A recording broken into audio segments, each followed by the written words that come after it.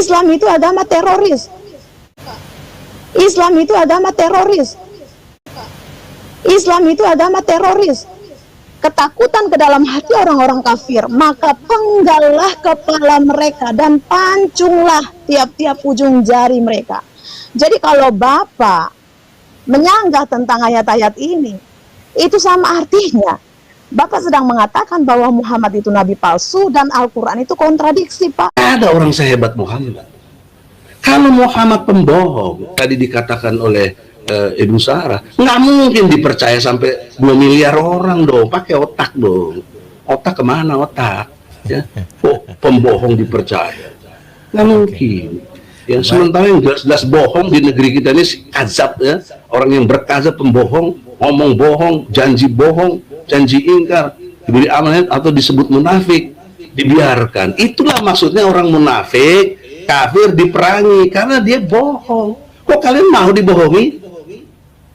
Jangan kalian nggak lihat konteksnya. Bismillahirrahmanirrahim.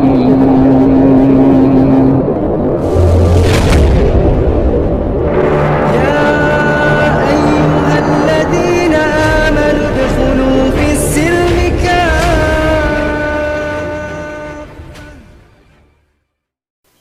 Assalamualaikum warahmatullahi wabarakatuh.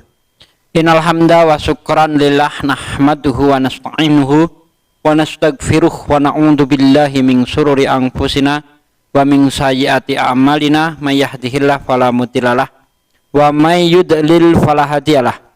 Asyhadu alla ilaha illallah wahdahu la syarikalah wa asyhadu anna Muhammadan abduhu wa rasuluh la nabiyya ba'dah. Puji syukur alhamdulillah kepada Allah Subhanahu wa taala yang telah menjumpakan kita kembali di channel kesayangan kita, channel yang insya Allah akan terus membongkar tipu daya busuk kaum kafir, membentengi umat dari upaya pemurtadan yang terus mereka lakukan.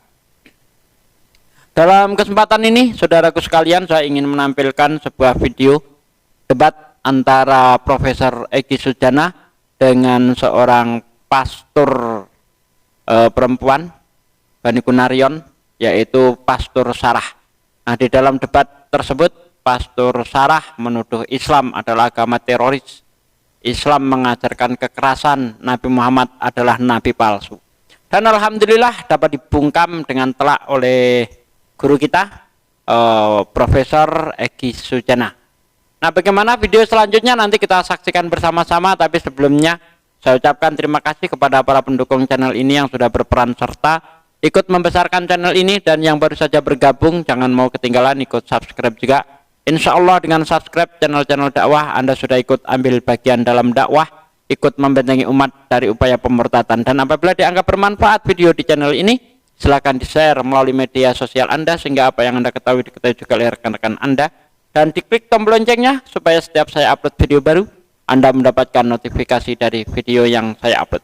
Oke saudaraku, kita saksikan videonya sampai selesai supaya tidak gagal paham. Selamat menyaksikan. Silakan Pastor Sarah. Bisa singkat Pastor Sarah, silakan. Tanya atau tanggapi silakan. Iya, shalom Pastor dan Shalom. Selamat malam Bapak Egy. Akhirnya Ya, saya malam. diangkut juga ya. Iya. Pastor Saya Sarah. mau menanggapi. Iya, saya mau menanggapi Pak Egy. Dari tadi saya sudah dengar, agak greget juga ya Pak, karena ya dari tadi Bapak menekankan statement Bapak bahwa semua jawaban Bapak itu berdasarkan objektif ya, tetapi semua orang pun mendengarkan dan semua menyimak yang Bapak sampaikan adalah subjektif. Tapi itu kembali lagi itu adalah hak Bapak ya, untuk menjawabnya. Tetapi ini yang mau saya tanyakan kepada Bapak. Sebelum saya masuk ke pertanyaan saya ya Pak ya, yang ini ibaratnya intronya lah ya. Menurut Bapak, kalau orang sekolah gitu, duluan SMP atau SD Pak? Oke, terus saja Bu. Nanti dijawab Ya. sekalian. Oke, duluan SMP atau SD? Nah gitu ya. Jadi kalau misalnya duluan SMP daripada SD, artinya kan pelajaran yang duluan ditangkap atau diterima oleh siswa itu adalah siswa SMP gitu ya. Nah, mengenai tentang Al-Quran dan Bapak mengatakan bahwa kita ada banyak kesalahan, Al-Quran lah yang benar, Alkitab begini-begini. Pada kenyataannya ketika Bapak bicara tentang historical itu menuliskan dan sejarah dunia pun tahu bahwa Kristen duluan ada daripada Islam. Setelah 600 tahun lebih ya, di abad pertama Kristen, di abad ke-7 adalah Islam. Nah, jadi bagaimana mungkin seorang yang anak SD yang baru lahir mengaku-ngaku bahwa dialah yang penyempurna? Ya, tidak mungkin ya Pak. Nah, itu dari saya. Nah, tentang free will, saya tertarik dengan free will. Tadi Bapak katakan free will.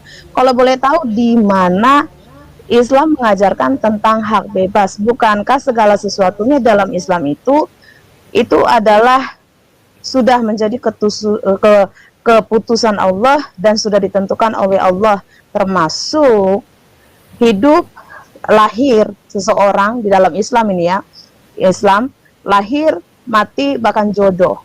Jadi semuanya sudah ditentukan. Jadi bagaimana mungkin ada free will? Nah, bagi saya ini sangat takia sekali ya.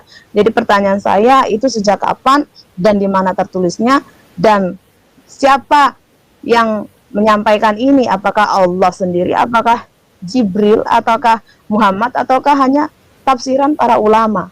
Ya Pak, karena kalau bicara soal Al-Quran, seperti yang Bapak tadi sampaikan ketika penjelasan Bapak kepada Bapak Joshua Tehu, Bapak katakan baca, makanya kalian baca juga Al-Quran. Itu saya dengar juga, dan saya juga membaca Al-Quran, ya. Dan saya membawakan tentang sejarah utusan ini, Muhammad, itu sampai 26 seri, Pak. Ya, jadi saya sangat tahu bagaimana sejarahnya itu Muhammad. Dan yang Bapak sampaikan, ya terus terang saya katakan, ya itu tidak benar sama sekali. Termasuk ya dengan Bapak katakan bahwa Muhammad itu sangat toleransi. Ya, di mana ayatnya? Nah, karena kalau saya melihat ya, dan kalaupun misalnya kita orang Kristen atau siapa saja yang menganggap bahwa Islam itu adalah agama teroris, itu karena berdasarkan yang kita baca dan kita pelajari di dalam Al-Quran dari ayat-ayatnya. Nah, saya mau tanya juga, Bapak percaya kan Al-Quran itu dengan isinya? Bapak percaya? Ya, percaya pasti ya? Saya yakin malah. Nah, kira-kira Pak, semua ayatnya itu selain Bapak percaya, Bapak juga akan lakukan atau akan Bapak cuekin saja? Atau ayatnya ada yang Bapak pilih-pilih, ada yang Bapak lakukan, ada yang tidak lakukan? Kira-kira yang mana Pak? Bapak lakukan semua atau Bapak ada pilihan tertentu? Ada yang Bapak lakukan, ada yang tidak. Kira-kira yang mana Pak? Oke, Ya, nanti mau sekalian saya dijawab jawab. atau bagaimana Bu Sarah? Ini yang ini tolong dijawab karena ada pertanyaan saya dan saya mau kasih Ya, ayat. Nah, Kita jawab sekalian. langsung aja Bu. Artinya kayak gini, kalau ya bagaimana menurut Ibu? Kalau tidak bagaimana? Karena beliau tidak mungkin jawab ulang-ulang gitu. Ya, baik-baik. Nah, jadi gini Pak, kalau Bapak percaya tentang Al-Quran, ayatnya semua yang ada dituliskan dalam Al-Quran, pertanyaan saya adalah, kalau Bapak percaya tentang Al-Quran, berarti Bapak percaya dan akan melakukan semua ayat-ayat yang tertulis dalam Al-Quran. Oke. Tetapi kalau Terus? misalnya Bapak tidak percaya kepada Al-Quran, dengan kata lain Bapak hanya melakukan beberapa ayat saja dan ayat yang lain Bapak sanggah, itu artinya Bapak tidak sepenuhnya melakukan ayat Al-Quran. Karena seperti yang Bapak bilang tadi, bahwa Islam itu bukan agama teroris, bukan ajaran terorisme. Padahal di dalam Al-Quran sendiri jelas-jelas dikatakan bahwa Muhammad itu pun sangat bangga ketika dia menjadi seorang teroris, artinya yang memberi teror. Bahkan di dalam ayat-ayat Al-Quran sendiri, ya, itu semuanya tentang pembantaian, Pak. Tentang bagaimana itu firman itu dari Allah Subhanahu wa Ta'ala yang menyuruh kepada Muhammad dan kepada pasukannya Islam, Muslim, untuk memerangi orang-orang kafir. Itu ada di dalam Quran surah 9 ayat 14. Jelas dikatakan, perangi mereka, niscaya Allah akan menyiksa mereka dengan perantaran tangan-tanganmu, dan Allah akan menghinakan mereka dan menolong kamu terhadap mereka serta melegakan hati orang-orang beriman. Dan Quran surah 66 ayat 9 juga dikatakan, hai Nabi, perangilah orang-orang kafir dan orang-orang munafik dan bersikap keraslah terhadap mereka. Tempat mereka adalah neraka jahanam dan itu adalah seburuk-buruknya tempat mereka.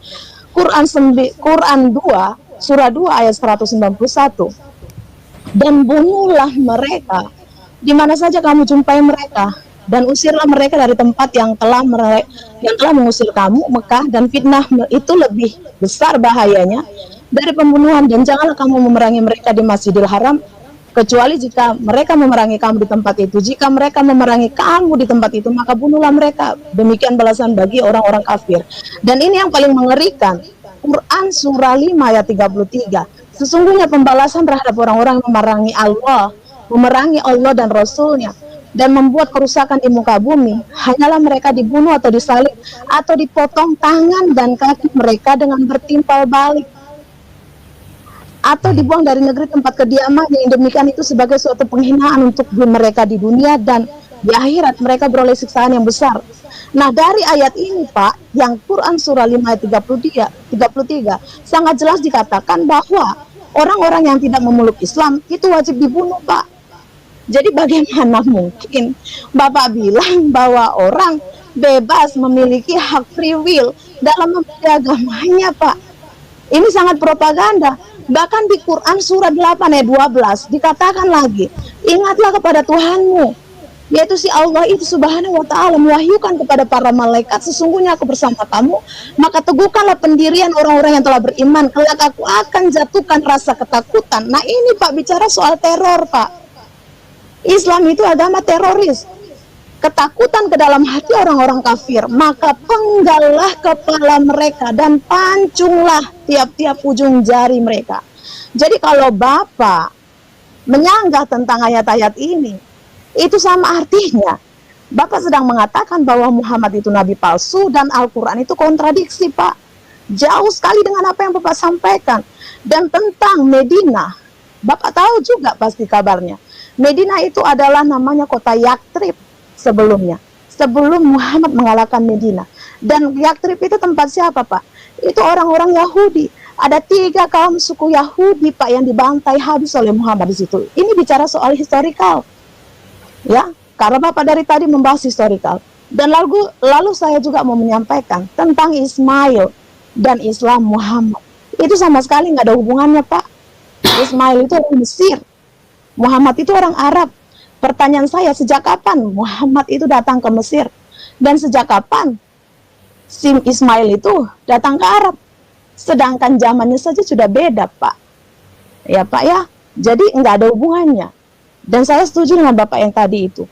Harusnya Bapak, ya, jangan propaganda. Saya tahu Bapak orang yang sangat radikal, Muslim radikal Bapak itu. Tapi Bapak nggak mau mengakui. Ya, tapi biarlah. Ini aja yang mau saya tanggapin, Pastor. Oke, baik. Ya. Terima kasih Pastor Sarah, dan silakan Pak Profesor Dr. Haji Egy Sujana yang terkasih. Silakan, Pak. Terima kasih Brother Dr. Joshua Tewu yang dimuliakan. Dalam kesempatan ini ada beberapa poin, saya bikin poin-poin saja supaya nggak terlalu lama dan panjang. Tapi poin-poin ini berkait satu sama lain. Poin pertama, Islam pemahamannya adalah assalam. Kata Islam itu dasarnya assalam. Assalam itu selamat. Nah, kalau kalian klaim juga juru selamat, Islam meneruskan sebagai assalam, selamat. Karena dalam konteks Nabi Isa, dia mengajarkan tauhid, dan kemudian diteruskan oleh Muhammad juga mengajarkan tauhid. Sembahlah Allah, Tuhanku dan Tuhanmu. Dari surat Al-Maidah tadi 116-117. Nah, jadi kesamaan kita adalah agama yang selamat, menyelamatkan. Yang kedua, poinnya adalah tidak ada pemaksaan dalam memilih, yang saya maksud free will tadi itu pada dataran memilih pada saat Anda mau Islam atau tidak. Tapi kalau yang sudah memilih Islam, berkonsekuensi logis taat kepada Allah. Seluruh ayat-ayat tadi yang Allah beritakan melalui Muhammad dan disampaikan kepada kita semuanya kaum muslimin, itu harus diimani dan dijalankan. Nah, cuma kita diberi akal juga, nggak bisa seperti tuduhan siapa tadi ya, Sarah ya, Ibu Sarah, kaitan dengan agama teroris, itu gegabah. Tapi saya nggak menyalahkan, cuma gegabah aja, cara berpikirnya tidak lengkap gitu loh. Kenapa gegabah? Karena harus dilihat alur dalam perspektif Osjubedil dengan parameter filosofis, historis, sosiologis, psikologis, dan yuridis yang sudah jadi hukum. Jadi saya tidak serta-merta dalam pengertian penegakan ajaran Islam menafikan 5 nilai tadi. Tetap berpacu kepada nilai-nilai yang tadi itu, nggak boleh ditinggalkan. Nah, sehingga tidak relevan menyebut Islam adalah teroris. Tidak ada. Karena Anda jangan lupa ada ayat lain, seperti misalnya mohon Pak Pendeta Yosua catat Ali Imran ayat 134. Oke, Pak. Untuk banyak berinfak dan tahan amarahmu dan maafkanlah kesalahan orang. Apa ini teroris? Coba, bagaimana saudariku Sarah memahami Ali Imran ayat 134? Kita disuruh tahan amarah, bahkan bantu orang dengan infak kita, sedekah kita, dan maafkan kesalahan orang. Jika kamu mau yang lebih baik, maafkanlah kesalahan orang. Tapi Islam memberi option. Apa? Boleh kisos. Nah, menariknya dalam hukum Islam itu dahsyat, yang disebut rahmatan lil alamin itu, yang membuat salamnya itu. Apa dahsyatnya? Yaitu dari kondisional objektif terjadi pidana seperti membunuh bisa bergeser menjadi perdata bila dimaafkan oleh keluarga korban. Nah, menurut undang-undang konvensional yang ada, hak memaafkan diberikan ke presiden, grasi. Tahu apa presiden tentang rasa keadilan yang dirasakan oleh keluarga yang menjadi korban? Ini hukum yang kita sepakati berlaku, padahal tidak manusiawi, tidak berkemanusiaan yang adil dan beradab. Oh, presiden diberi hak untuk gerasi? Emangnya siapa dia? Karena struktur punya hak memaafkan? Tidak dong. Keluarga korban yang boleh memaafkan, dan kemudian dia terima bayar diat, namanya denda. Ini kan perdata, coba. Nggak perlu, dalam Islam nggak ada konsep penjara. Anda lihat, karena semuanya eksekutorial, ya, dikisos, dirajam, potong tangan tadi yang dianggap ekstrim atau teroris, harus lihat. Dan ini tidak bisa disebut teror karena ini bukan wilayah individual Islam. Ini wilayah negara. Negara yang bisa melaksanakannya, karena ini kekuasaan. Jadi oleh karena itu, di dalam pendekatan hukum-hukum Allah ini, jangan gegabah, mengeneralisir semua. Lalu bagaimana ada ayat-ayat tadi yang sangat santun, maafkan kesalahan orang. Bahkan Anda lihat lagi, Al-Baqarah 280, semoga nggak salah. Karena saya kan bukan ustadz, bukan ulama, saya advokat saja. Itu kalau kamu berhutang, ya, nggak bisa bayar, maka si penghutang harus mengerti kelonggaran waktu yang dipunyai oleh si penghutang, yang berhutang. Jadi kalau yang berhutang belum punya dalam waktu, dimaafkan. Itu lebih baik. Tidak boleh dipaksa-paksa pakai debt collector segala macam. Nah, itu hukum Islam yang bersifat rahmatan. Kenapa digeneralisir menjadi teroris? Nggak fair dong, nggak fair.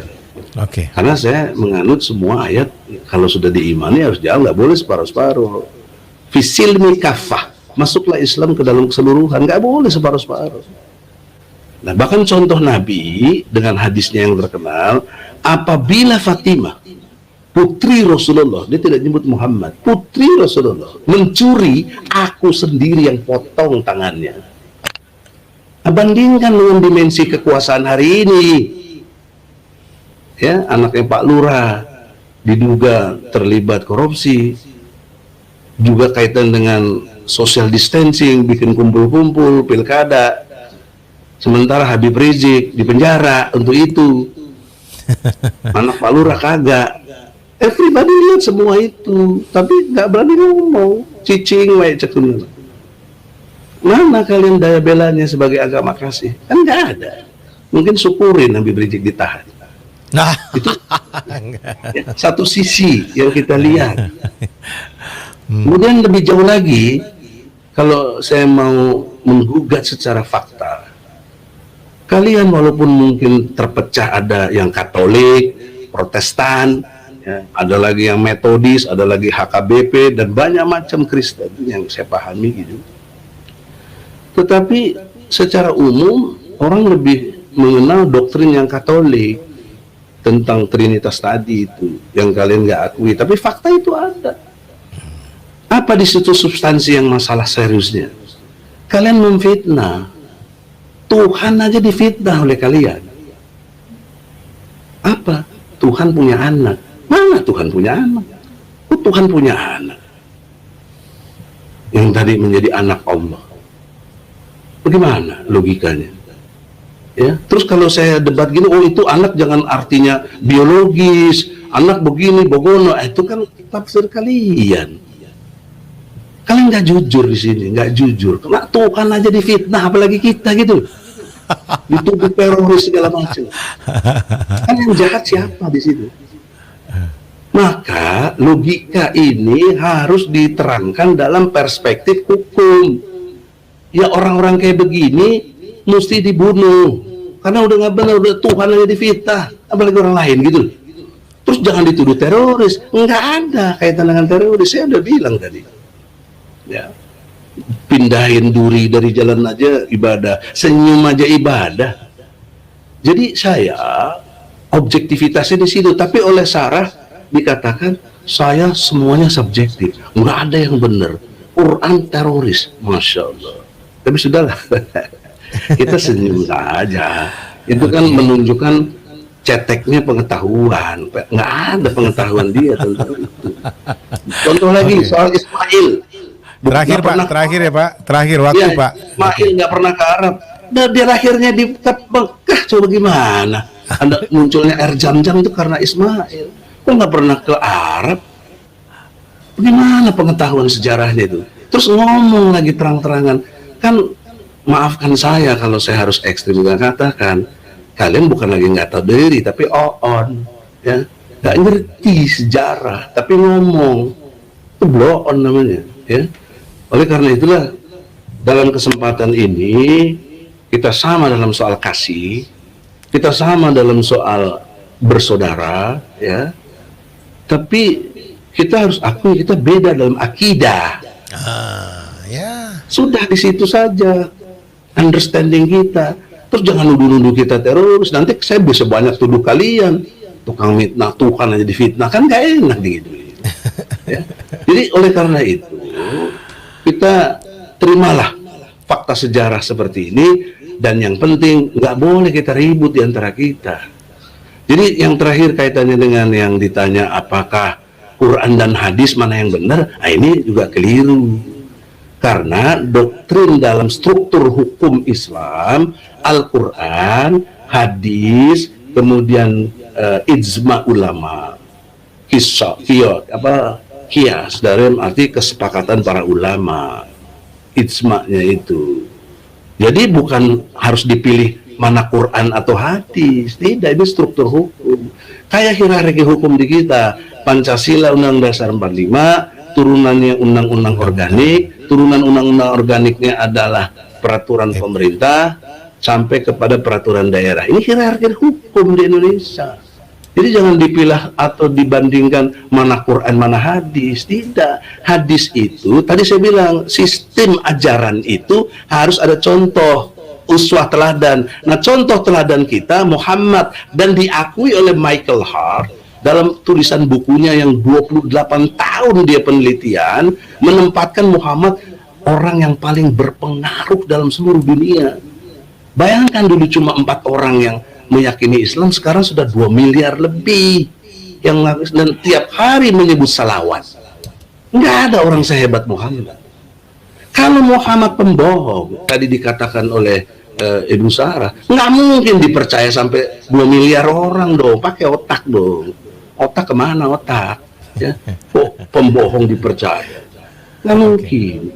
Ya, sementara yang jelas-jelas bohong di negeri kita ini kazab, ya, orang yang berkazab, pembohong, ngomong bohong, janji ingkar, diberi amanat atau disebut munafik, dibiarkan. Itulah maksudnya orang munafik, kafir diperangi karena dia bohong.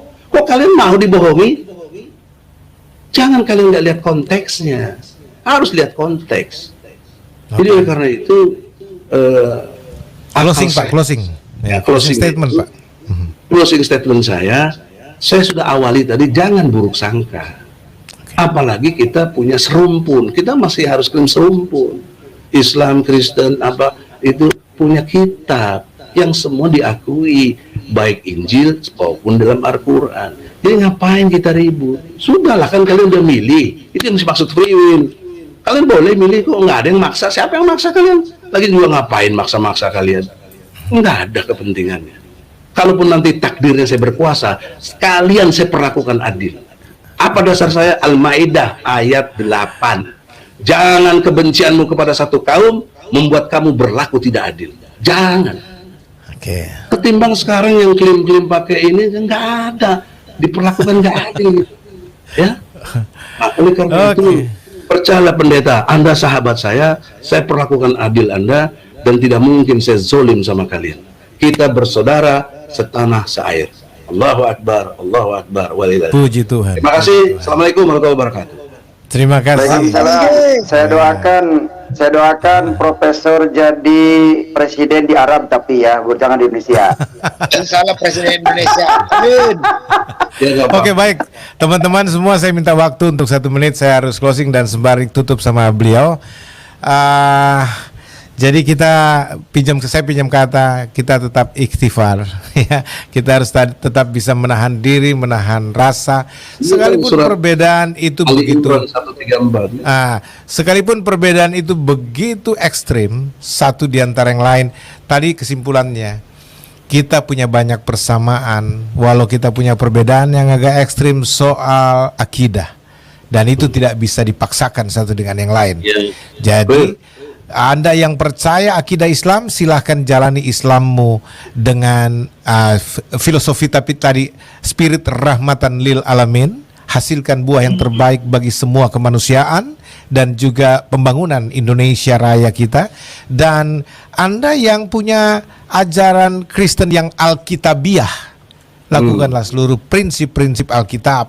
Ya, Anda yang punya prinsip-prinsip teologi yang teologiah, ya silakan doktrin teologi yang Anda percayai, jalanilah, dan tidak perlu saling menghakimi secara anarkis satu dengan yang lain. Ya, supaya kalau misalkan saya mau mempengaruhi Pak Egy masuk Islam, Profesor Egy masuk Islam, masuk Kristen misalkan, menjadi pengikut Kristus, bisa saja, tapi dengan cara yang bermartabat, elegan, supaya saya memberikan contoh, kasih Kristus saya nyatakan. Siapa tahu Pak Egy terpesona dan kagum dengan ajaran Kristus, dan satu waktu beliau menjadi pengikut Kristus. Haleluya. Begitu. Sebaliknya. Jadi kalian terpesona dengan Islam. Iya toh, sekalipun kalau Pak Profesor Egy misalkan juga ingin sekali kita semua jadi Islam, karena dia yakin dengan menjadi Islam kalian semua, kalian menerima rahmat dari Allah, ya, kita akan mengikuti menjadi contoh-contoh teladan dari Pak Egy dan Islam-Islam yang lain yang punya semangat yang luar biasa, yang saling toleran. Nah, kalau Pak Egy sudah menjalankan akidah Islam yang rahmatan lil alamin, mau jadi presiden pun kita dukung gitu, nggak ada masalah ya. Tapi itu dia. Jadi kalau kita melihat kemudian ada oknum-oknum beragama Islam yang kemudian mendemonstrasikan kehidupan yang bertolak belakang dengan ajaran prinsipil Islam seperti yang Pak Egy, Profesor Egy nyatakan tadi, maka maklumilah itu tanggung jawab pribadi lepas pribadi. Gitu. Dan kita juga bertanggung jawab dalam kekristenan mengedukasi umat Kristen agar menjadi seperti Kristus